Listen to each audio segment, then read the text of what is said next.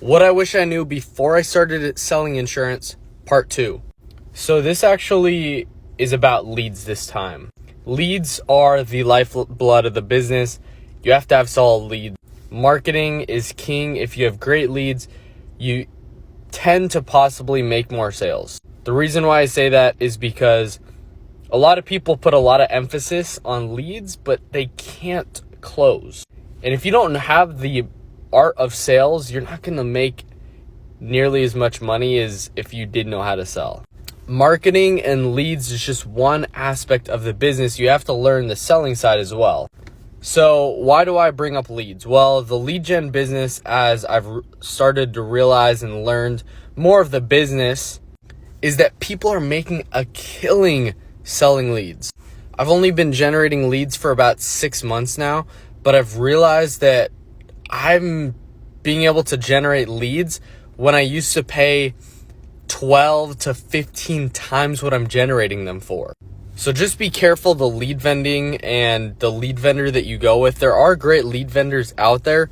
Drop in the comments leads if you are looking for like a good lead vendor, and I could possibly give some suggestions on that. By the way, I don't own any lead vending companies. I'm not affiliated with any lead vending companies, but there are some good ones out there.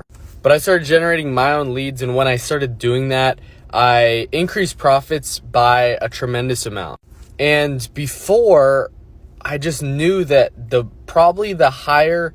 more that I pay, the higher intent that it would be, the more that I'd close, which tends to be true to close more of them and the more percentage of them.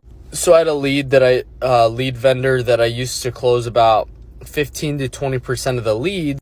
I was only paying about $30 to $40 per lead at that, but my acquisition cost was about $180 to $210 on that.